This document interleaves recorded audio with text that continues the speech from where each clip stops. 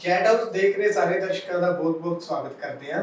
ਅੱਜ ਆਪਣੇ ਨਾਲ ਸਿਹਤ ਦੇ ਮੁੱਦੇ ਤੇ ਗੱਲ ਕਰਨ ਲਈ ਡਾਕਟਰ ਪਰਮਜੀਤ ਸਿੰਘ ਜੀ ਮੌਜੂਦ ਨੇ। ਆਓ ਉਹਨਾਂ ਦਾ ਕਰਦੇ ਹਾਂ ਸਵਾਗਤ। ਡਾਕਟਰ ਸਾਹਿਬ, ਸਾਨੂੰ ਪਹਿਲਾਂ ਤਾਂ ਸਾਰਿਆਂ ਤੋਂ ਇਹ ਦੱਸੋ ਕਿ ਕਿਡਨੀ ਦੀ ਫੰਕਸ਼ਨਿੰਗ ਕੀ ਹੁੰਦੀ ਹੈ ਜੀ ਬੋਡੀ ਦੇ ਵਿੱਚ?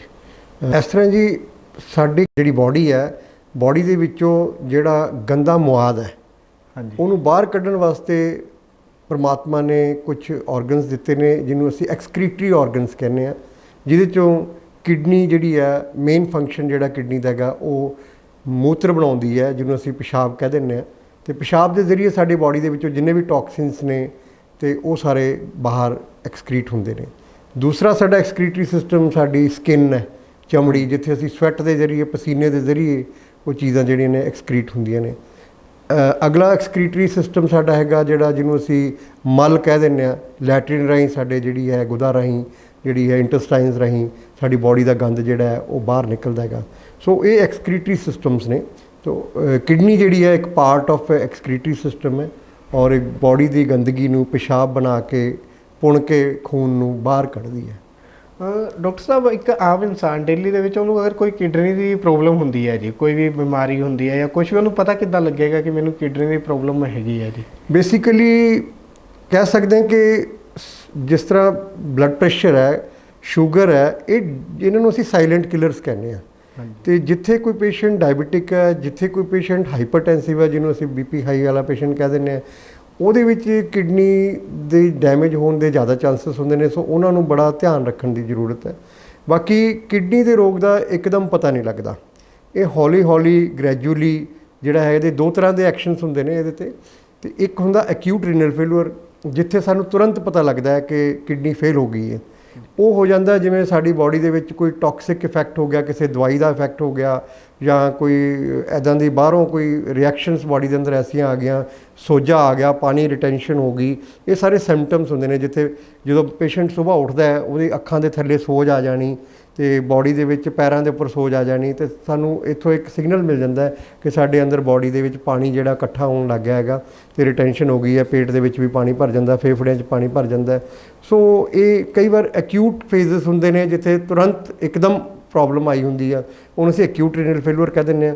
ਜਿੱਥੇ ਗ੍ਰੈਜੂਅਲੀ ਹੌਲੀ ਹੌਲੀ ਪਿਸ਼ਾਬ ਦੀ ਮਾਤਰਾ ਘਟਦੀ ਜਾਂਦੀ ਹੈ, ਬਲੱਡ ਪ੍ਰੈਸ਼ਰ ਔਰ ਸ਼ੂਗਰ ਦੇ ਨਾਲ ਜਿਹੜੇ ਕਿਡਨੀਜ਼ ਨੇ ਉਹ ਡੈਮੇਜ ਹੁੰਦੀਆਂ ਜਾਂਦੀਆਂ ਨੇ, ਉੱਥੇ ਅਸੀਂ ਉਹਨੂੰ ਕਰੋਨਿਕ ਰੀਨਲ ਫੇਲੂਅਰ ਕਹਿੰਦੇ ਹਾਂ।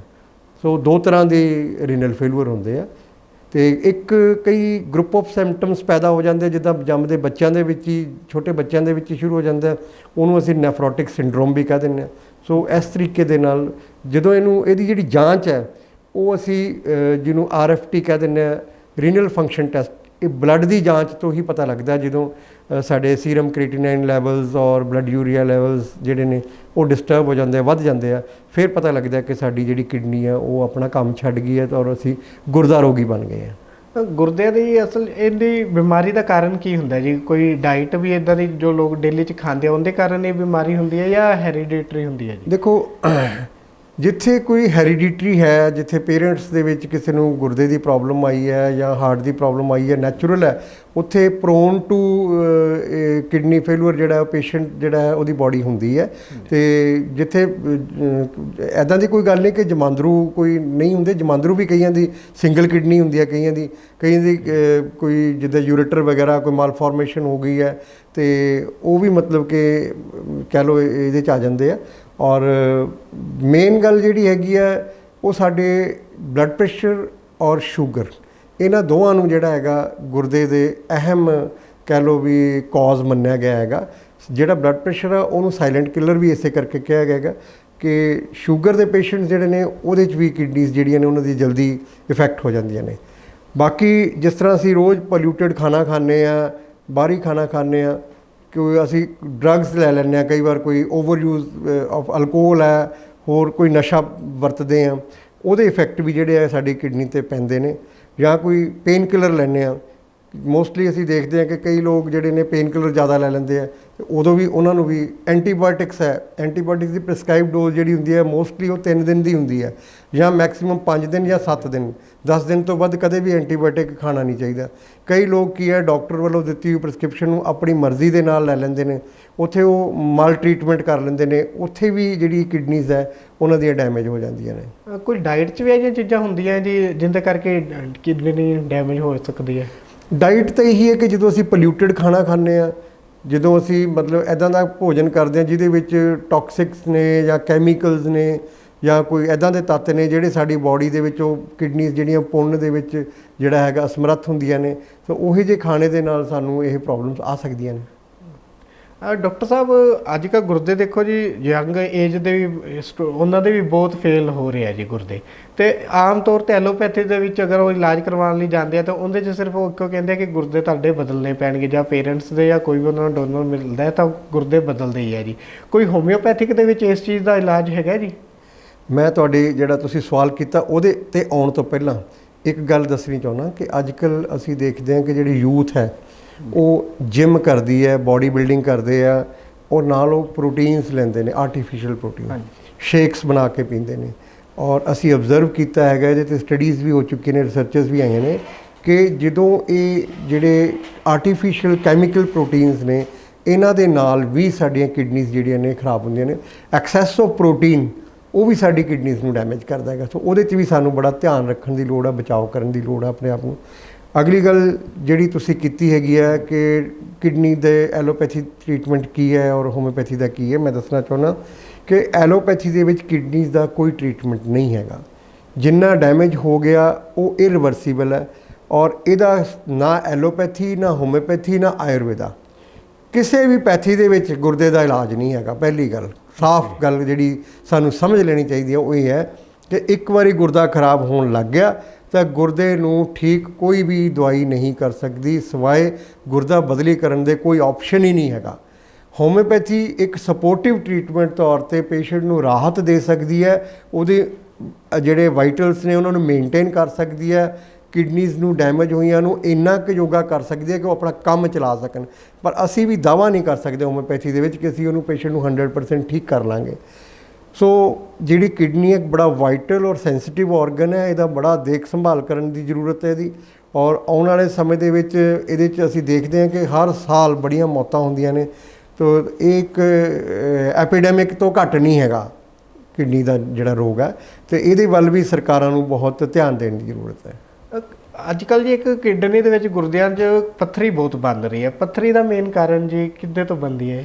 ਦੇਖੋ, ਆਪਾਂ ਪੰਜਾਬੀ ਹਾਂ, ਮੋਸਟਲੀ ਜਿਹੜੇ ਆ ਆਪਾਂ ਕੈਲਸ਼ੀਅਮ ਰਿਚ ਡਾਈਟ ਜ਼ਿਆਦਾ ਲੈਂਦੇ ਹਾਂ। ਹਾਂਜੀ, ਪੱਤੇਦਾਰ ਸਬਜ਼ੀਆਂ, ਸਾਗ ਵਗੈਰਾ ਅਸੀਂ ਜ਼ਿਆਦਾ ਪਿੰਡਾਂ 'ਚ ਵਰਤਦੇ ਹਾਂ, ਔਰ ਕੈਲਸ਼ੀਅਮ ਰਿਚ ਪਿਆਜ਼ ਦੇ ਵਿੱਚ ਵੀ ਕੈਲਸ਼ੀਅਮ ਬਹੁਤ ਹੈ, ਟਮਾਟਰ 'ਚ ਵੀ ਹੈਗਾ। ਸੋ ਕੈਲਸ਼ੀਅਮ ਰਿਚ ਡਾਈਟ ਜਿਹੜੀ ਹੈ ਉਹ ਵੀ ਸਾਨੂੰ ਬੜੀ ਧਿਆਨ ਨਾਲ ਲੈਣੀ ਚਾਹੀਦੀ ਹੈ, ਅਤੇ ਉਹਦੇ ਨਾਲ ਕੀ ਹੈ, ਸਾਡੇ ਡਿਪੋਜੀਸ਼ਨ ਆਫ ਕੈਲਸ਼ੀਅਮ, ਯੂਰਿਕ ਐਸਿਡ ਸਾਡਾ ਜ਼ਿਆਦਾ ਹੁੰਦਾ, ਜਦੋਂ ਉਹਦੇ ਨਾਲ ਵੀ ਯੂਰਿਕ ਐਸਿਡ ਸਟੋਨਸ ਬਣ ਜਾਂਦੇ ਨੇ।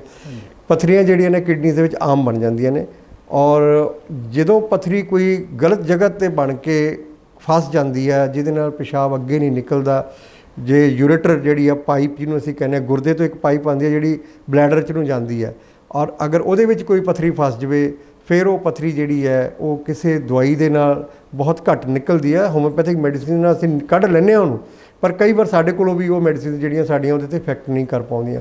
ਫਿਰ ਉੱਥੇ ਸਾਨੂੰ ਯੂਰੋਲੋਜਿਸਟ ਜਾਂ ਨੈਫਰੋਲੋਜਿਸਟ ਦੀ ਸਹਾਇਤਾ ਲੈਣੀ ਪੈਂਦੀ ਹੈ। ਉੱਥੇ ਉਹਨੂੰ ਫਿਰ ਲੈਪਰੋਸਕੋਪਿਕ ਸਰਜਰੀ ਦੇ ਨਾਲ ਹੀ ਕਿਡਨੀ ਦੇ ਵਿੱਚੋਂ ਸਟੋਨ ਨੂੰ ਕੱਢਿਆ ਜਾਂਦਾ ਹੈਗਾ।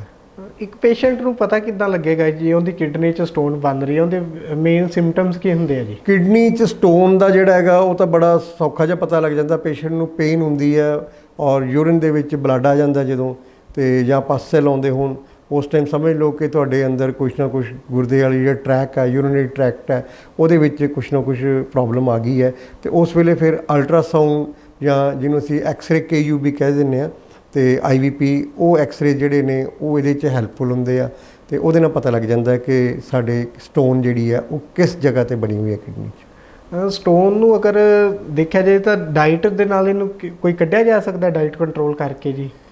ਦੇਖੋ, ਜਦੋਂ ਇੱਕ ਵਾਰ ਸਟੋਨ ਬਣ ਜਾਵੇ ਤਾਂ ਉਹਨੂੰ ਡਾਈਟ ਕੰਟਰੋਲ ਕਰਕੇ ਅਸੀਂ ਨਹੀਂ ਕੱਢ ਸਕਦੇ ਹੈਗੇ। ਸਿਰਫ ਇਹ ਹੈਗਾ ਕਿ ਕਿਡਨੀ ਦੇ ਵਿੱਚੋਂ ਸਟੋਨ ਨੇ ਫਲਸ਼ ਆਊਟ ਹੋਣਾ ਹੁੰਦਾ, ਉਹਦੇ ਲਈ ਰਸਤਾ ਇੱਕੋ ਹੀ ਹੈ, ਉਹ ਹੈਗਾ ਯੂਰੇਟਰ ਦੇ ਥਰੂ ਉਹਨੇ ਥੱਲੇ ਆਉਣਾ ਹੈਗਾ ਬਲੈਡਰ 'ਚ, ਫਿਰ ਯੂਰੇਥਰਾ ਦੇ ਥਰੂ ਬਾਹਰ ਨਿਕਲਣਾ ਹੈਗਾ। ਅਤੇ ਜਦੋਂ ਅਸੀਂ ਪਾਣੀ ਜ਼ਿਆਦਾ ਪੀਵਾਂਗੇ, ਲਿਕੁਇਡ ਜ਼ਿਆਦਾ ਲਵਾਂਗੇ, ਜਾਂ ਪਿਸ਼ਾਬ ਨੂੰ ਵਧਾਉਣ ਵਾਸਤੇ ਕੋਈ ਡਾਈਯੂਰੇਟਿਕ ਟਾਈਪ ਕੋਈ ਐਲਕਲਾਈਜ਼ਰਸ ਲਵਾਂਗੇ, ਉਹਦੇ ਨਾਲ ਪਿਸ਼ਾਬ ਦੀ ਜਿਹੜੀ ਮਾਤਰਾ ਵੱਧਦੀ ਹੈ ਅਤੇ ਫਲੋ ਵੱਧ ਜਾਂਦਾ। ਜਦੋਂ ਫਲੋ ਵੱਧਦਾ ਤਾਂ ਡਰੇਨੇਜ ਜਿਹੜੀ ਹੁੰਦੀ ਹੈ ਉਹਦੇ ਨਾਲੋਂ ਜਿਹੜੇ ਫਲਸ਼ ਆਊਟ ਹੋ ਜਾਂਦੇ ਆ। ਅਤੇ ਉਹ ਛੋਟੇ ਜਿਹੜੀਆਂ ਪੱਥਰੀਆਂ ਨੇ 5 mm ਤੋਂ ਤੱਕ ਦੀਆਂ ਜਿਹੜੀਆਂ ਸਟੋਨਸ ਨੇ, ਉਹ ਆਮ ਤੌਰ 'ਤੇ ਜ਼ਿਆਦਾ ਪਾਣੀ ਪੀਣ ਨਾਲ ਜਾਂ ਲਿਕੁਇਡਸ ਲੈਣ ਦੇ ਨਾਲ ਉਹ ਨਿਕਲ ਜਾਂਦੀਆਂ ਨੇ। ਇਸੇ ਕਰਕੇ ਸਟੋਨਸ ਘੱਟ ਬਣਨ, ਇਹਦੇ ਵਾਸਤੇ ਮੈਂ ਇਹੀ ਐਡਵਾਈਸ ਕਰਦੇ ਹਾਂ ਕਿ ਵੱਧ ਤੋਂ ਵੱਧ ਸਾਨੂੰ ਲਿਕੁਇਡਸ ਲੈਣੇ ਚਾਹੀਦੇ ਆ, ਫਲੂਇਡਸ ਲੈਣੇ ਚਾਹੀਦੇ ਆ, ਪਾਣੀ ਵੱਧ ਪੀਣਾ ਚਾਹੀਦਾ, ਔਰ ਕੈਲਸ਼ੀਅਮ ਜ਼ਿਆਦਾ rich diet, calcium rich diet ਜਿਹੜੀ ਹੈ ਉਹ ਸਾਨੂੰ ਅਵੋਇਡ ਕਰਨੀ ਚਾਹੀਦੀ ਹੈ। ਯੂਰਿਕ ਐਸਿਡ ਜਿਹੜਾ ਉਹਨੂੰ ਵੀ ਸਾਨੂੰ ਮੇਨਟੇਨ ਕਰਕੇ ਰੱਖਣਾ ਚਾਹੀਦਾ ਹੈ। ਡਾਕਟਰ ਸਾਹਿਬ, ਇੱਕ ਅਗਰ ਡਾਈਟ ਖਾਣੀ ਹੋਏ ਜੀ ਕਿਡਨੀ ਦੀ ਓਵਰਆਲ ਹੈਲਥ ਨੂੰ ਮੇਨਟੇਨ ਕਰਕੇ ਰੱਖਣ ਲਈ, ਤਾਂ ਉਹਦੇ 'ਚ ਤੁਸੀਂ ਕੀ ਸੁਜੈਸਟ ਕਰਦੇ ਹੋ ਜੀ? ਦੇਖੋ, ਸਪੈਸੀਫਿਕ ਕੋਈ ਡਾਈਟ ਇਹਦੇ ਵਾਸਤੇ ਨਹੀਂ ਹੈਗੀ ਕਿ ਅਸੀਂ ਕਿਡਨੀਜ਼ ਨੂੰ ਸਪੋਰਟ ਕਰਨ ਵਾਸਤੇ ਕੋਈ ਸਪੈਸੀਫਿਕ ਡਾਈਟ ਦੇਵਾਂਗੇ। ਸਭ ਤੋਂ ਵਧੀਆ ਡਾਈਟ ਜਿਹੜੀ ਐਡਵਾਈਸ ਮੈਂ ਕਰਾਂਗਾ ਉਹ ਹੈਗਾ ਤੁਹਾਡੇ ਕੋਲ ਸਭ ਤੋਂ ਸਸਤਾ, ਉਹ ਹੈਗਾ ਪਾਣੀ। ਪਾਣੀ ਸਭ ਤੋਂ ਬੈਸਟ ਡਾਈਟ ਹੈ ਕਿਡਨੀਜ਼ ਵਾਸਤੇ, ਕਿਉਂਕਿ ਪਾਣੀ ਦੇ ਨਾਲ, ਲਿਕੁਇਡਸ ਦੇ ਨਾਲ ਕਿਡਨੀਜ਼ ਨੇ ਫਲਸ਼ ਆਊਟ ਹੋਣਾ ਹੈਗਾ। ਸੋ ਜੇ ਤੁਸੀਂ ਆਪਣੀ ਕਿਡਨੀ ਨੂੰ ਤੰਦਰੁਸਤ ਰੱਖਣਾ ਚਾਹੁੰਦੇ ਹੋ ਤਾਂ ਤੁਸੀਂ ਇਹਦੇ 'ਚ ਪਾਣੀ ਦੀ ਵਰਤੋਂ ਜਿਹੜੀ ਹੈ ਉਹ ਖੁੱਲ੍ਹ ਕੇ ਕਰੋ, ਪਾਣੀ ਪੀਓ, ਪਿਸ਼ਾਬ ਰੋਕੋ ਨਾ। ਜਿਹੜੀ ਪਿਸ਼ਾਬ ਰੋਕਣ ਵਾਲੀ ਬਿਮਾਰੀ ਆ ਉਹ ਅਕਸਰ ਆਪਾਂ ਨੂੰ ਹੁੰਦੀ ਹੈ ਕਿ ਆਪਾਂ ਕੰਮਾਂ 'ਚ ਬਿਜ਼ੀ ਹੋ ਜਾਂਦੇ ਹਾਂ, ਅਸੀਂ ਧਿਆਨ ਨਹੀਂ ਦਿੰਦੇ, ਪਿਸ਼ਾਬ ਕਾਫੀ ਲੰਮਾ ਸਮਾਂ ਰੋਕੀ ਰੱਖਦੇ ਹਾਂ, ਉਹਦੇ ਨਾਲ ਵੀ ਬੈਕ ਪ੍ਰੈਸ਼ਰ ਚੇਂਜਸ ਜਿਹੜੀਆਂ ਨੇ ਕਿਡਨੀ 'ਤੇ ਉਹਦਾ ਲੋਡ ਪੈਂਦਾ, ਅਤੇ ਸਾਨੂੰ ਪਿਸ਼ਾਬ ਵੀ ਜਿਹੜਾ ਹੈਗਾ ਸਮੇਂ ਸਿਰ ਕਰ ਲੈਣਾ ਚਾਹੀਦਾ। ਡਾਕਟਰ ਸਾਹਿਬ, ਜੋ ਪੇਸ਼ੈਂਟ ਜਿਨ੍ਹਾਂ ਦੇ ਗੁਰਦੇ ਫੇਲ ਹੋ ਚੁੱਕੇ ਹੁੰਦੇ ਆ ਜੀ, ਉਹਨਾਂ ਨੂੰ ਐਲੋਪੈਥੀ ਦੇ ਵਿੱਚ ਡਾਇਲਿਸਿਸ 'ਤੇ ਪਾ ਦਿੰਦੇ ਆ ਡਾਕਟਰ। ਡਾਇਲਿਸਿਸ ਉਹਨਾਂ ਦੀ 10 ਦਿਨ ਬਾਅਦ, 15 ਦਿਨ ਬਾਅਦ ਰੈਗੂਲਰ ਚੱਲਦੀ ਰਹਿੰਦੀ ਹੈ। ਹੋਮਿਓਪੈਥਿਕ ਦੇ ਵਿੱਚ ਤੁਸੀਂ ਇੱਦਾਂ ਦੇ ਪੇਸ਼ੈਂਟ ਨੂੰ ਕਿਵੇਂ ਟਰੀਟ ਕਰਦੇ ਹੋ ਜੀ? ਬਿਲਕੁਲ, ਮੈਂ ਇੱਥੇ ਦੱਸਣਾ ਚਾਹੁੰਦਾ ਕਿ ਜਦੋਂ ਪੇਸ਼ੈਂਟ ਦਾ ਗੁਰਦਾ ਖਰਾਬ ਹੁੰਦਾ ਹੈ, ਉਹਦੀ ਬਾਡੀ ਦੇ ਵਿੱਚ ਵਾਟਰ ਰਿਟੈਂਸ਼ਨ ਹੋਣ ਲੱਗ ਜਾਂਦੀ ਹੈ, ਪਿਸ਼ਾਬ ਘੱਟ ਜਾਂਦਾ, ਮਾਤਰਾ ਘੱਟ ਜਾਂਦੀ ਹੈ ਪਿਸ਼ਾਬ ਦੀ, ਅਤੇ ਬਾਡੀ ਦੇ ਵਿੱਚ ਸਵੈਲਿੰਗ ਹੋਣ ਲੱਗ ਜਾਂਦੀ ਹੈ, ਅੱਖਾਂ ਦੇ ਨੀਚੇ ਸਵੈਲਿੰਗ ਹੋਣ ਲੱਗ ਜਾਂਦੀ ਹੈ, ਪੈਰ ਸੁੱਜ ਜਾਂਦੇ ਆ, ਹੌਲੀ ਪੇਟ ਦੇ ਵਿੱਚ ਵੀ ਪਾਣੀ ਭਰ ਜਾਂਦਾ ਹੈ, ਅਤੇ ਜੇ ਨਾ ਕੰਟਰੋਲ ਹੋਵੇ ਤਾਂ ਫੇਫੜਿਆਂ 'ਚ ਵੀ ਪਾਣੀ ਭਰ ਜਾਂਦਾ ਹੈਗਾ। ਅਤੇ ਉਸ ਟਾਈਮ 'ਤੇ ਉਹਦੇ ਲਈ ਡਾਇਲਿਸਿਸ ਹੀ ਕਰਾਉਣਾ ਪੈਂਦਾ। ਐਲੋਪੈਥਿਕ ਦੇ ਵਿੱਚ ਡਾਇਲਿਸਿਸ ਜਿਹੜਾ ਹੈਗਾ ਉਹੀ ਇੱਕ ਮੇਨ ਸੋਰਸ ਆਫ ਟਰੀਟਮੈਂਟ ਹੈ, ਜਾਂ ਗੁਰਦਾ ਬਦਲੀ। ਅਗਰ ਗੁਰਦਾ ਬਦਲੀ ਨਾ ਕਰਾਇਆ ਜਾਵੇ ਤਾਂ ਉਨੀ ਦੇਰ ਵਾਸਤੇ ਪੇਸ਼ੈਂਟ ਨੂੰ ਜ਼ਿੰਦਗੀ ਦੇਣ ਦੀ ਖਾਤਰ, ਮੁੱਲ ਦੀ ਜ਼ਿੰਦਗੀ ਦੇਣ ਲਈ ਡਾਇਲਿਸਿਸ ਹੈ। ਹੁਣ ਮੈਂ ਦੱਸਣਾ ਚਾਹੁੰਦਾ ਕਿ ਡਾਇਲਿਸਿਸ ਹੈ ਕੀ। ਡਾਇਲਿਸਿਸ ਕੀ ਹੈ? ਇੱਕ ਆਰਟੀਫਿਸ਼ੀਅਲ ਮਸ਼ੀਨ ਹੈ, ਡਾਇਲਿਸਿਸ ਮਸ਼ੀਨ। ਉਹਦੇ ਵਿੱਚ ਦੀ ਖੂਨ ਨੂੰ ਪੁਣ ਕੇ ਸਾਰੇ ਨੂੰ ਫਿਲਟਰ ਕਰਕੇ ਦੁਬਾਰਾ ਪਾਇਆ ਜਾਂਦਾ ਹੈ, ਕਿਉਂਕਿ ਕਿਡਨੀ ਦਾ ਫੰਕਸ਼ਨ ਜਿਹੜਾ ਹੈ ਉਹ ਵੀ ਫਿਲਟਰਿੰਗ ਹੈ। ਇਵੇਂ ਜਿਵੇਂ ਜਦੋਂ ਮਸ਼ੀਨ ਹੈ ਜਿਹੜੀ dialysis the, it acts as a artificial kidney, ਔਰ ਉਸ ਮਸ਼ੀਨ ਦੇ ਵਿੱਚ ਦੀ ਸਾਰਾ ਬਲੱਡ ਸਰਕੂਲੇਟ ਕਰਕੇ ਪੁਣ ਕੇ ਉਹਨੂੰ ਫਿਲਟਰ ਕਰਕੇ ਦੁਬਾਰਾ ਪਾਇਆ ਜਾਂਦਾ। ਸੋ ਬੇਸਿਕਲੀ ਜਿਹੜੀ ਬਾਡੀ ਹੈ ਸਾਡੀ, ਉਹਨੂੰ ਤਕਰੀਬਨ ਹਫ਼ਤੇ 'ਚ ਇੱਕ ਡਾਇਲਿਸਿਸ ਨਾਲ ਉਹਦਾ ਕੰਮ ਚੱਲ ਜਾਂਦਾ। ਜਦੋਂ ਜ਼ਿਆਦਾ ਪ੍ਰੋਬਲਮਸ ਹੋ ਜਾਣ, ਮਲਟੀਪਲ ਆਰਗਨਸ ਇਫੈਕਟ ਹੋ ਜਾਣ ਪੇਸ਼ੈਂਟ ਦੇ, ਫਿਰ ਉਹਨੂੰ ਕਈ ਵਾਰ ਡਾਕਟਰਸ ਐਡਵਾਈਸ ਕਰ ਦਿੰਦੇ ਨੇ, ਨੈਫਰੋਲੋਜਿਸਟ ਸਾਡੇ, ਕਿ ਤੁਸੀਂ ਹਫ਼ਤੇ 'ਚ 2 ਵਾਰੀ ਡਾਇਲਿਸਿਸ ਕਰਾਓ। ਹੁਣ ਅੰਕੁਸ਼ ਜੀ, ਗੱਲ ਇਹ ਹੈ ਕਿ ਡਾਇਲਿਸਿਸ ਕੋਈ ਈਜ਼ੀ ਜਾਂ ਕੋਈ ਸਸਤਾ ਕੰਮ ਤਾਂ ਹੈ ਨਹੀਂਗਾ। 2500 ਤੋਂ ਲੈ ਕੇ 3000 ਤੱਕ ਦਾ ਇੱਕ ਡਾਇਲਿਸਿਸ ਦਾ ਖਰਚਾ ਹੈ। ਹੁਣ ਅਸੀਂ ਨਾਰਮਲ ਅਗਰ ਵਿਅਕਤੀ ਦੀ ਲਾਈਫ ਦੇਖੀਏ ਤਾਂ ਉਹਦਾ ਲਾਈਫ ਸਟਾਈਲ ਦੇਖੀਏ ਤਾਂ ਘਰਾਂ ਦੇ ਵਿੱਚ ਤਕਰੀਬਨ ਇੱਕ ਕਮਾਊ ਵਿਅਕਤੀ ਹੁੰਦਾ, ਔਰ ਉਹਨੂੰ ਅਗਰ ਡਾਇਲਿਸਿਸ 'ਤੇ ਪਾਉਣਾ ਪੈ ਜਾਵੇ ਅਤੇ ਹਫ਼ਤੇ 'ਚ ਉਹਦੇ 2 ਡਾਇਲਿਸਿਸ ਹੋਣ, 5000 ਰੁਪਏ ਹਫ਼ਤੇ ਦਾ, 6000 ਰੁਪਏ ਹਫ਼ਤੇ ਦਾ ਉਹਦਾ ਜਿਹੜਾ ਡਾਇਲਿਸਿਸ ਦਾ ਖਰਚਾ ਹੈ, ਅਤੇ ਤੁਸੀਂ ਅੰਦਾਜ਼ਾ ਲਾ ਲਓ ਵੀ ਲਗਭਗ 20 ਤੋਂ ਲੈ ਕੇ 25000 ਦਾ ਉਹਦਾ ਸਿਰਫ ਡਾਇਲਿਸਿਸ ਦਾ ਖਰਚਾ, ਦਵਾਈਆਂ ਦਾ ਖਰਚਾ ਵੱਖਰਾ। So it's a very costly mayor, ਜਿਹੜਾ ਕਿ ਕਹਿ ਸਕਦੇ ਹਾਂ ਕਿ ਜ਼ਿੰਦਗੀ ਜਿਹੜੀ ਆ ਮੁੱਲ ਦੀ ਆ ਉਸ ਪੇਸ਼ੈਂਟ ਦੀ। ਫਿਰ ਉਹ ਕੋਈ ਇਲਾਜ ਨਹੀਂ ਹੈ, ਜਿੱਦਣ ਡਾਇਲਿਸਿਸ ਬੰਦ ਕਰਤੇ ਪੇਸ਼ੈਂਟ ਨੇ ਖਤਮ ਹੋ ਜਾਣਾ ਹੈਗਾ, ਉਹਨੂੰ ਟਰਾਂਸਪਲਾਂਟ ਹੀ ਕਰਾਉਣਾ ਪਏਗਾ। ਹੋਮਿਓਪੈਥੀ ਦੇ ਨਾਲ ਮੈਂ ਬੜੀ ਖੁਸ਼ੀ ਅਤੇ ਮਾਣ ਦੇ ਨਾਲ ਇਹ ਗੱਲ ਕਹਿ ਰਿਹਾ ਕਿ ਜਦੋਂ ਅਸੀਂ ਪੇਸ਼ੈਂਟ ਨੂੰ, ਜਦੋਂ ਉਹਦੀ ਕਿਡਨੀਜ਼ ਇੰਨੀਆਂ ਡੈਮੇਜ ਹੋ ਜਾਂਦੀਆਂ ਨੇ ਕਿ ਉਹ, ਸਾਨੂੰ ਪਤਾ ਹੁੰਦਾ ਕਿ ਇਹ ਰਿਵਰਸ ਤਾਂ ਹੋ ਨਹੀਂ ਸਕਦੀ ਚੇਂਜ, ਪਰ ਅਗਰ ਉਹ ਨਾਲ ਹੋਮਿਓਪੈਥੀ ਮੈਡੀਸਿਨ ਸ਼ੁਰੂ ਕਰਦਾ, ਇੱਕ ਬੜੀ ਸਪੋਰਟਿਵ ਟਰੀਟਮੈਂਟ ਹੈ ਹੋਮਿਓਪੈਥੀ ਦਾ। ਉਹਨੂੰ ਇੱਕ ਖੁਰਾਕ ਵਾਂਗੂ, ਜਿਵੇਂ ਆਮ ਡਾਈਟ ਲੈਂਦੇ ਹਾਂ, ਡਾਈਟ ਵਾਂਗੂ ਅਗਰ ਪੇਸ਼ੈਂਟ ਹੋਮਿਓਪੈਥਿਕ ਦਵਾਈਆਂ ਨੂੰ ਖਾਂਦਾ ਹੈ ਤਾਂ ਅਸੀਂ ਉਹਦਾ ਕ੍ਰੀਟੀਨਾਈਨ ਲੈਵਲਸ ਨੂੰ ਵੀ ਘੱਟ ਕਰ ਲੈਂਦੇ ਹਾਂ, ਉਹਦਾ ਜਿਹੜਾ ਯੂਰੀਆ ਲੈਵਲ ਹੈ, ਬਲੱਡ ਯੂਰੀਆ, ਉਹ ਵੀ ਲੈਵਲਸ ਘੱਟ ਆ ਜਾਂਦੇ ਨੇ। ਪੋਟਾਸ਼ੀਅਮ, ਫਾਸਫੋਰਸ ਅਤੇ ਉਹਦੇ ਬਾਡੀ ਦੇ ਵਿੱਚ ਜਿਹੜੇ ਕਲੋਰਾਈਡਸ ਐਂਡ ਸੋਡੀਅਮ ਨੇ, ਉਹਨਾਂ ਦੇ ਲੈਵਲਸ ਵੀ ਮੇਨਟੇਨ ਹੋਣ ਲੱਗ ਜਾਂਦੇ ਨੇ, ਜਿਸ ਦੇ ਨਾਲ ਉਹ ਜਿਹੜਾ ਡਾਇਲਿਸਿਸ ਉਹ ਹਫ਼ਤੇ 'ਚ 2 ਵਾਰੀ ਕਰਾਉਂਦਾ ਹੈ, ਉਹ ਉਹਨੂੰ ਹੌਲੀ 10 ਦਿਨਾਂ 'ਤੇ ਜਾਂ 15 ਦਿਨਾਂ 'ਤੇ ਇੱਕ ਡਾਇਲਿਸਿਸ ਦੀ ਜ਼ਰੂਰਤ ਪੈਂਦੀ ਹੈ। ਜਾਂ ਕਈ ਵਾਰ ਪੇਸ਼ੈਂਟ ਅਗਰ ਕੁਝ ਲੰਬਾ ਸਮਾਂ ਹੋਮਿਓਪੈਥੀ ਖਾਂਦਾ ਹੈ ਤਾਂ ਉਹਨੂੰ ਮਹੀਨੇ ਦੇ ਵਿੱਚ ਇੱਕ ਡਾਇਲਿਸਿਸ ਦੀ ਜ਼ਰੂਰਤ ਪੈਂਦੀ ਹੈ। ਸੋ ਇੱਕ life style of the patient ਜਿਹੜੀ ਹੈ ਉਹਨੂੰ ਅਸੀਂ ਸੁਖਾਵਾਂ ਕਰਨ ਦੇ ਵਿੱਚ ਹੋਮਿਓਪੈਥੀ ਦੇ ਵਿੱਚ ਬਹੁਤ ਵਧੀਆ ਤਰੀਕੇ ਦੇ ਨਾਲ ਅਸੀਂ ਰੋਲ ਪਲੇ ਕਰਦੇ ਹਾਂ।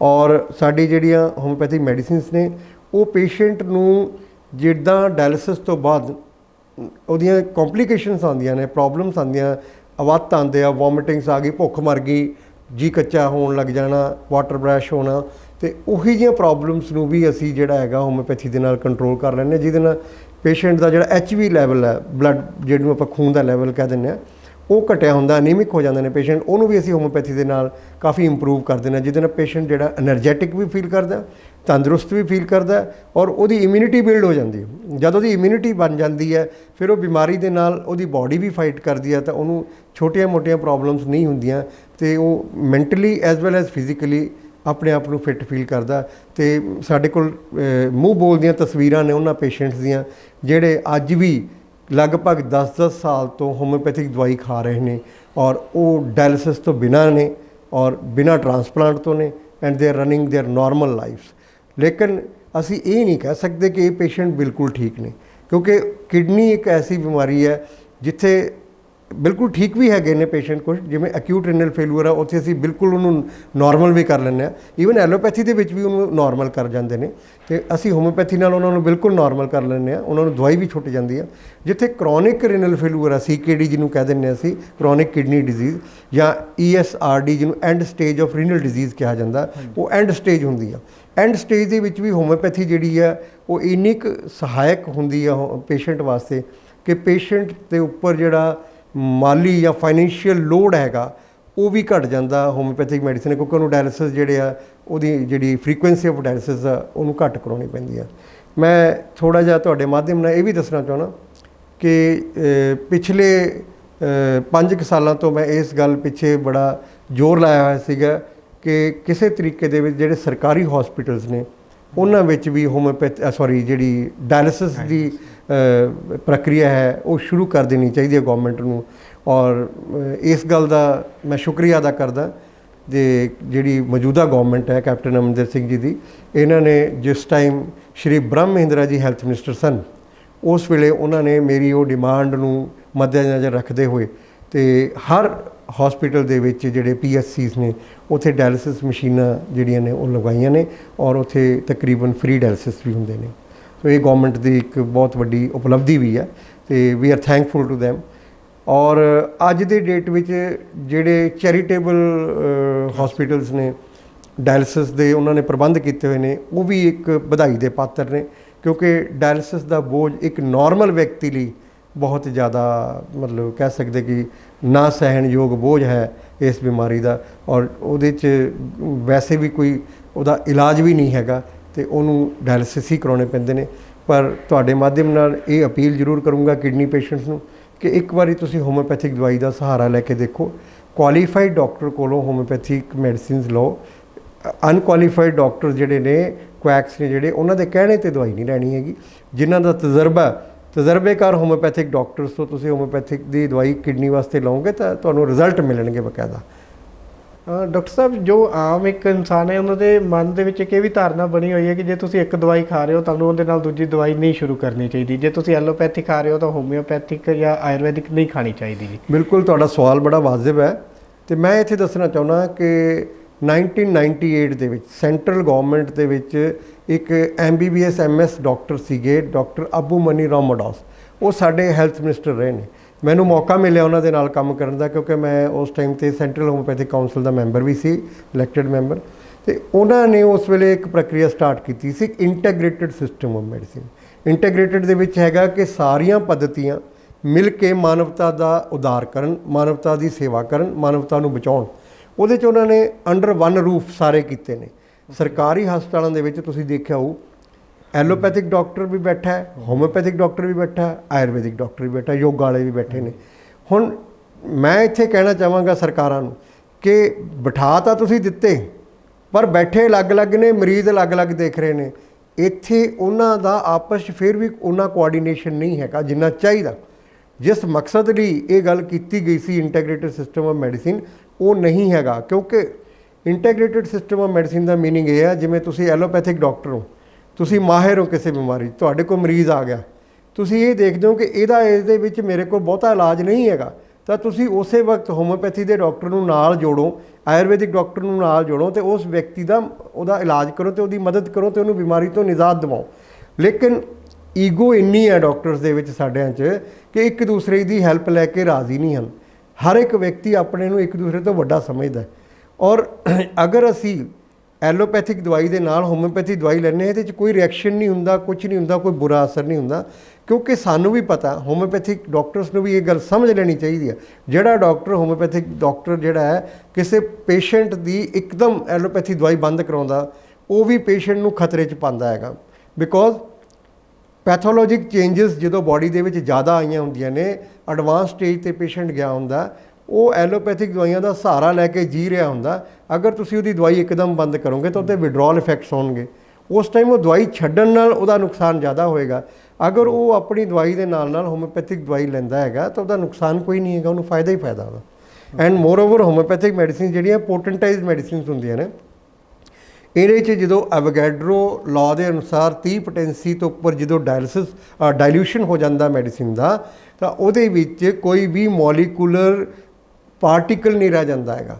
ਉਹ ਸਾਰੀ ਦੀ ਸਾਰੀ ਪੋਟੈਂਟਾਈਜ਼ਡ ਫਾਰਮ ਦੇ ਵਿੱਚ ਹੁੰਦੇ ਆ। ਉਹਦੇ 'ਚ ਮੋਲੀਕੂਲਰ ਇੰਪ੍ਰਿੰਟਸ ਹੁੰਦੇ ਨੇ ਔਰ ਉਹ ਇੰਪ੍ਰਿੰਟਸ ਪੈਥੋਜਨਸ ਦੇ ਨਾਲ ਲਾਈਗੇਟ ਕਰਕੇ, ਬਾਈਂਡਿੰਗ ਕਰਕੇ ਉਸ ਪੈਥੋਜਨਸ ਨੂੰ ਖਤਮ ਕਰਦੇ ਨੇ। ਇਸ ਲਈ ਇੱਥੇ ਕੋਈ ਆਪਸ 'ਚ ਇਹਨਾਂ ਦਾ ਇੰਟਰੈਕਸ਼ਨ ਜਾਂ ਇਹਨਾਂ ਦਾ ਰਿਐਕਸ਼ਨ ਕੋਈ ਨਹੀਂ ਹੈਗਾ ਆਪਸ 'ਚ। ਸੋ ਮੈਂ ਤੁਹਾਡੇ ਮਾਧਿਅਮ ਤੋਂ ਦੱਸਣਾ ਚਾਹੁੰਦਾ ਕਿ ਜੇ ਤੁਸੀਂ ਐਲੋਪੈਥਿਕ ਦਵਾਈ ਸ਼ੂਗਰ, ਬਲੱਡ ਪ੍ਰੈਸ਼ਰ ਦੀ ਲੈ ਰਹੇ ਹੋ, ਤੁਸੀਂ ਨਾਲ ਅਗਰ ਹੋਮਿਓਪੈਥੀ ਲਓਗੇ ਤਾਂ ਤੁਹਾਨੂੰ ਉਹਦਾ ਨੁਕਸਾਨ ਕੋਈ ਨਹੀਂ, ਰਿਐਕਸ਼ਨ ਕੋਈ ਨਹੀਂ, ਉਲਟਾ ਤੁਹਾਡੀ ਸ਼ੂਗਰ ਲੈਵਲਸ ਵੀ ਮੇਨਟੇਨ ਰਹਿਣ ਲੱਗ ਜਾਣਗੇ। ਹੌਲੀ ਹੌਲੀ ਤੁਸੀਂ ਐਲੋਪੈਥਿਕ ਦਵਾਈ ਵੀ ਛੱਡ ਸਕੋਗੇ ਔਰ ਅਗਰ ਨਹੀਂ ਵੀ ਛੱਡ ਪਾਓਗੇ ਤਾਂ ਤੁਹਾਡੀ ਬਾਡੀ ਜਿਹੜੀ ਹੈ ਤੰਦਰੁਸਤ ਰਹੇਗੀ, ਤੁਹਾਡੀ ਬਾਡੀ 'ਤੇ ਬੁਰਾ ਅਸਰ ਕੋਈ ਨਹੀਂ ਹੋਏਗਾ। ਤੁਸੀਂ ਡਾਇਲਿਸਿਸ ਤੋਂ ਕੰਫਰਟੇਬਲੀ ਡਾਇਲਿਸਿਸ ਨੂੰ ਵੀ ਛੱਡ ਜਾਓਗੇ ਔਰ ਤੁਸੀਂ ਆਪਣੀ ਲਾਈਫ ਸਟਾਈਲ ਨੂੰ ਚੇਂਜ ਕਰ ਸਕੋਗੇ। ਡਾਕਟਰ ਪਰਮਜੀਤ ਸਿੰਘ ਜੀ, ਤੁਸੀਂ ਸਮਾਂ ਕੱਢਿਆ, ਸਾਡੇ ਦਰਸ਼ਕਾਂ ਨਾਲ ਰੂਬਰੂ ਹੋਏ ਜੀ, ਬਹੁਤ ਬਹੁਤ ਧੰਨਵਾਦ ਜੀ। ਥੈਂਕ ਯੂ ਜੀ, ਥੈਂਕ ਯੂ, ਸਤਿ ਸ਼੍ਰੀ ਅਕਾਲ।